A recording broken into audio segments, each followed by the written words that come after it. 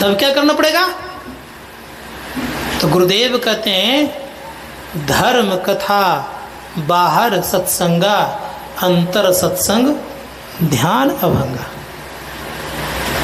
सत्संग भी सुनिए और ध्यान भी कीजिए, और जिस दिन अभंग ध्यान आपका हो जाएगा उसी दिन आपको परम मोक्ष की प्राप्ति हो जाएगी। अभंग ध्यान किसे कहते? अभंग ध्यान होता कैसा?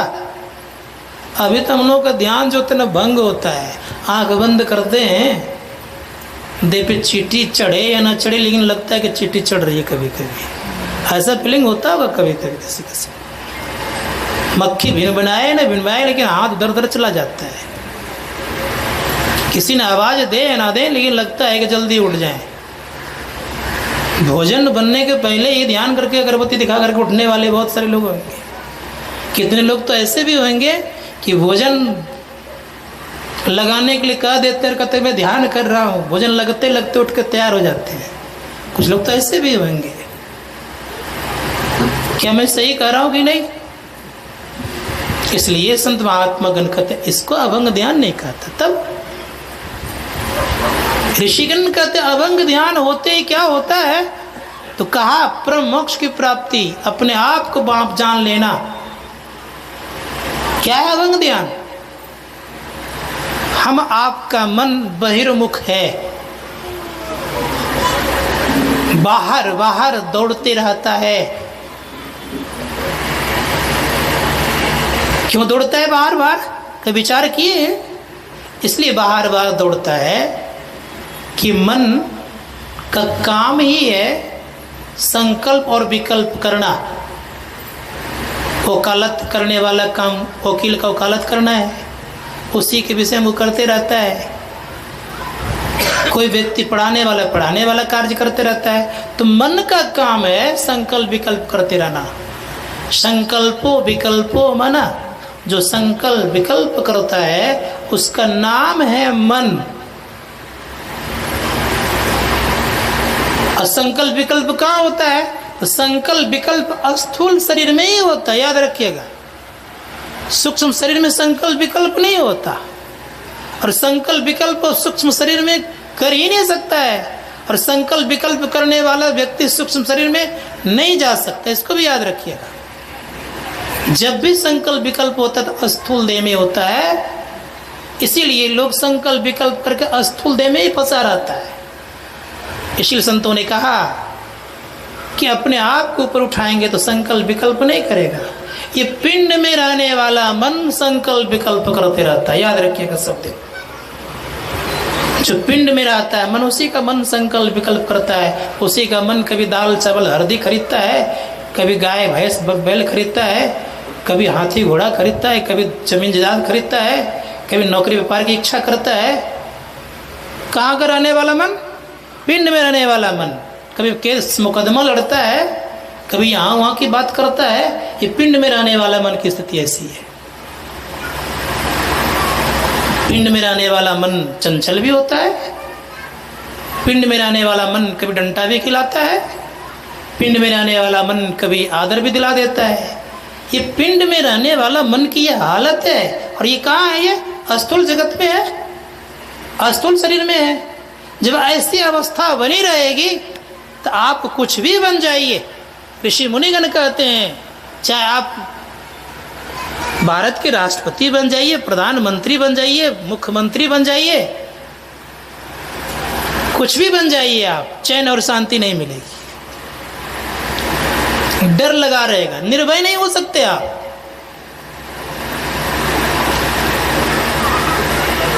कोई मंत्री निर्भय है क्या? सबको डर लगा हुआ है, सब डरता है।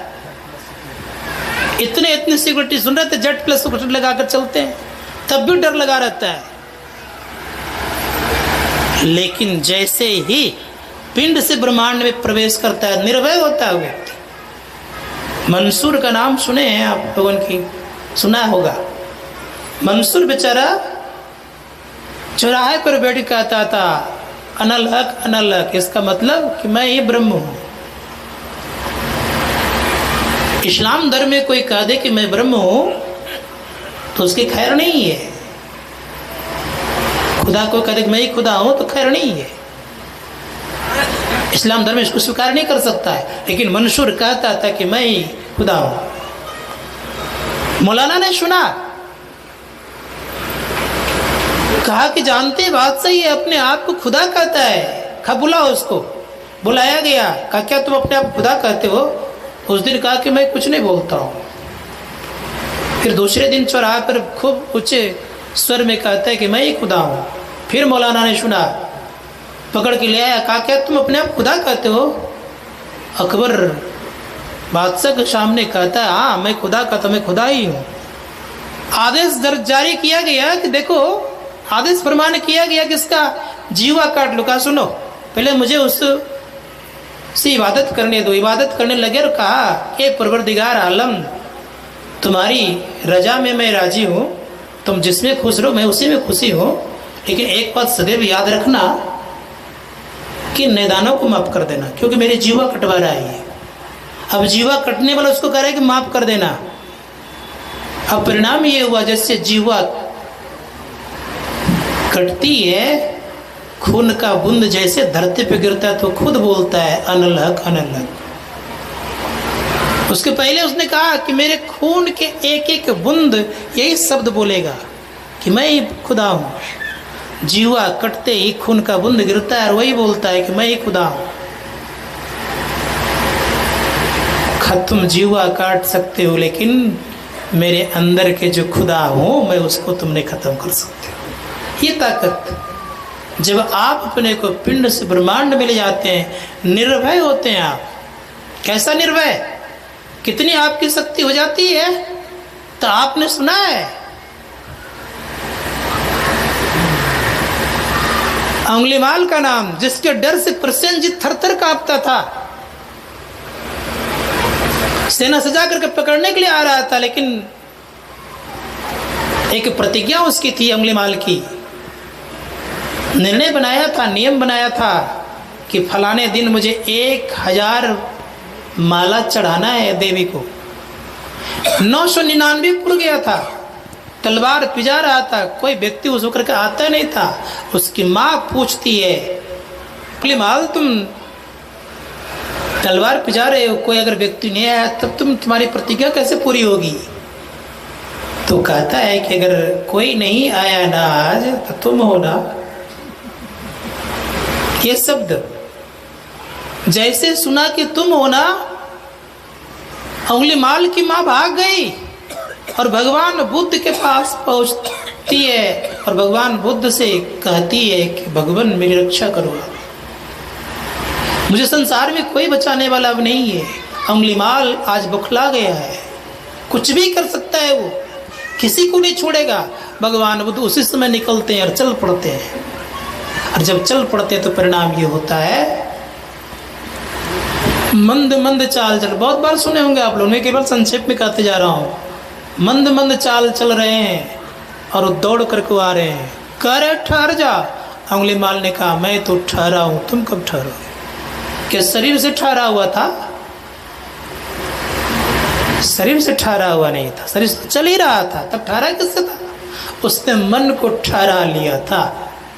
और जो मन को ठहरा लेता है तो क्या मिलता है? मन जैसे ठहरता है तो अंतःकरण प्रकाश मिलता है। मन नहीं ठहरने के कारण भीतर में प्रकाश दिखता नहीं है। जिनके मन ठहर जाते हैं ब्रह्म ज्योति का दर्शन करता है वो साधक, ठहरता नहीं है। अंधकार में ठहराना जिन व्यक्तियों ने मन को जान गया उस व्यक्ति के भीतर में प्रकाश का उदय होगा, और जिसके भीतर प्रकाश का उदय होगा तो याद रखिएगा वो देवताओं से श्रेष्ठ हो जाता है। इसलिए भगवान बुद्ध कहते मैं तो ठहरा हूं, तुम कब ठहरोगे? अंगुलीमाल आता है, गले में तलवार लगाता है, कहा तुम्हें डर नहीं हो रहा है? कहा डर तो तुमको है, तुम्हारे हाथ में तलवार है, मुझे डर क्यों लगेगा? कहा तुम्हें मरने का भय नहीं है? कहा नहीं, मुझे मरने का भय क्यों रहेगा? जो अपने आप को जीतता वो मरने के भय से मुक्त हो जाता है। परिणाम ये हुआ अंगुलीमाल कहता है क्या मैं बदल सकता हूँ? कहा बदल सकते हो। कहा क्या लोग मुझे अपनाएंगे? कहा अवश्य अपनाएंगे। अब देखिए शस्त्र रखता उनके चरणों में, भगवान बुद्ध चीवर देता है, पहनाता है, उसी तलवार से बाल का मुंडन करता है, लेके चल पड़ता है। जिधर से प्रसेनजीत आ रहे थे सेना से जाकर उधर ही चल पड़ते हैं। पूछते भगवान बुद्ध की राजन किधर जा रहे हो सेना से जाकर के? कहा उंगली माल को पकड़ने के लिए। कहा अगर उंगली माल मेरे वेश में आ जाएगा क्या करोगे? कहा जिस प्रकार से मैं आपको प्रणाम करता उसको प्रणाम करूंगा। पीछे था आगे कर दिया, कहा यही उंगली माल है। भगवान बुद्ध को प्रणाम किया, उनको प्रणाम किया। संत की दर्शन से अर्थात यह कह लीजिए कि जिन्होंने अपने आप को ठहरा लिया है दूसरों को बदलने की ताकत रखता है। इसलिए अपने आप को ठहराइए। और ज्यादा कुछ नहीं कहूंगा मैं, केवल अपने आप को ठहराना जान जाइए। तो मैं कह रहा था पिंडी मन, अभंग ध्यान के संबंध में कह रहा था कि जब बाह्य जगत में मन दौड़ता है ये पिंड का मन कहलाता है। और पिंड का मन ठहरता तब है जब एक नाम का जप करता है। जप करते करते करते करते इसमें स्थिरता आती है, और स्थिरता आने से एक इष्ट का दर्शन होता है।